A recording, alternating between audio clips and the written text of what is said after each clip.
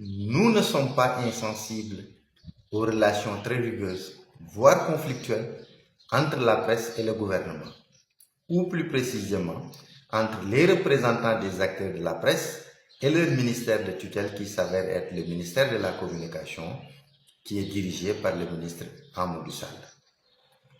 Nous ne pouvons pas être des spectateurs pendant que la presse agonise, qui, atteinte d'une maladie de conjoncture économique, et que le gouvernement refuse de donner l'antidote. En refusant de donner l'aide à la presse, le gouvernement donne l'impression de faire payer à la presse ses imperfections quand Pastef était encore à l'opposition. Mais moi, je n'ose pas penser que commande a été donnée par le gouvernement pour paralyser la presse. Je ne le pense pas. Je pense plutôt qu'une volonté farouche d'assainir le secteur médiatique a été confiée à des acteurs gouvernementaux qui ne maîtrisent pas d'abord les enjeux, qui font preuve d'excès de zèle et d'une carence intolérable. Ce que je reproche aux acteurs de la tutelle, c'est deux choses. La première chose, c'est ce discours peu cordial, voire belliqueux et à la limite offensant envers les acteurs de la presse. Et le dernier en date, c'est lorsque le directeur disait que si cela ne tenait qu'au peuple, l'aide ne serait pas donnée. Et ça, c'est pas acceptable, monsieur le directeur. Vous ne pouvez pas dire ça. Parce que le peuple s'est déjà exprimé. Le peuple s'exprime à travers ses députés qui ont déjà voté la loi qui concerne l'aide à la presse. Donc, je ne comprends pas de quel peuple vous parlez. La deuxième chose que je reproche aux acteurs de la tutelle, c'est le manque d'information dans votre secteur. Récemment, il y a eu coupure de signal de 2 organes de presse et vous n'étiez pas au courant. Vous ne connaissez pas les auteurs de ces faits-là. Vous étiez obligé d'écrire l'organe de régulation pour avoir des informations. Et l'organe vous dit que ce n'est pas lui. Donc, ça veut dire quoi? Ça veut dire que dans un secteur que vous êtes censé même régulariser, il peut y avoir des actions de l'exécutif au sein de ce secteur-là et que vous n'êtes pas informé. Ça, ce n'est pas acceptable. Et cela, c'est une carence intolérable. La presse est un secteur pourvoyeur d'emplois. Il y a des mères et des pères de famille qui y travaillent. On ne doit pas accepter que ce bras de fer presse-gouvernement impacte leur emploi et qu'ils viennent gonfler les rangs des chômeurs qui sont déjà nombreux. On ne doit pas accepter ça. J'interpelle le ministère de l'Emploi. Vous ne pouvez pas laisser faire. Ce bras de fer-là va coûter des emplois à de nombreux individus. Et vous ne pouvez pas ne pas réagir. Nul n'ignore que la presse a ses défis. Des organes de presse qui naissent que pour cibler et insulter des leaders politiques. Et cela ne date pas d'aujourd'hui. Mais c'est des problèmes que la presse doit régler.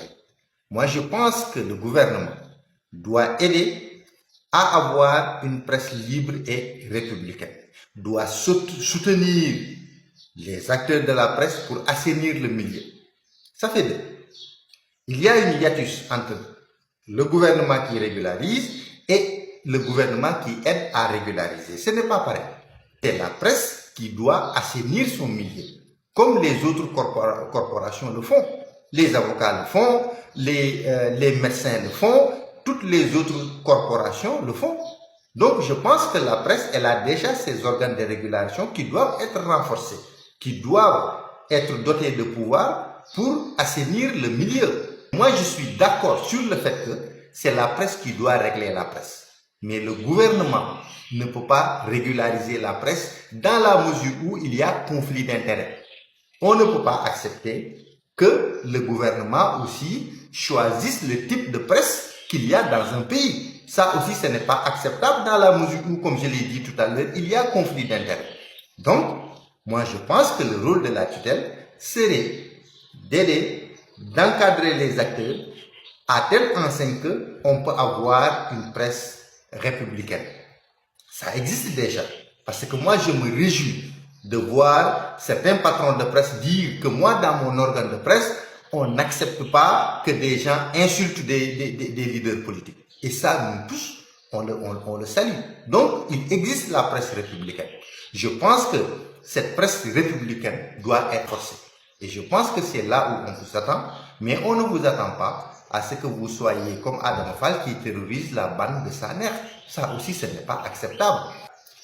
Toute autre action contre la presse serait du sadisme gouvernemental ou bien de l'inélégance gouvernementale.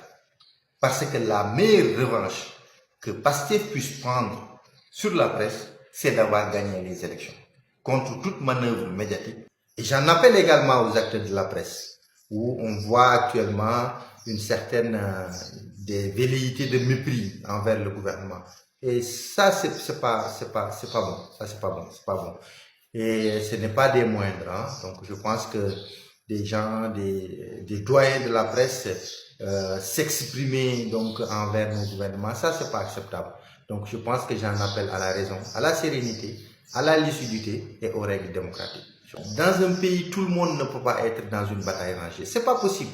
La bataille rangée où chaque camp est en train de gonfler ses rangs, ça, c'est pas possible pour le Sénégal. Donc, je pense qu'on a besoin, même si on a des sensibilités différentes, on a des visions différentes, c'est possible. Mais pour l'intérêt du pays, on doit trouver des solutions pour pouvoir éradiquer un certain nombre de problèmes. Voilà ce que je voulais partager avec vous, votre ami humaniste Ibrahima Ndiaye Dione, et à très bientôt, Inch'Allah. Merci.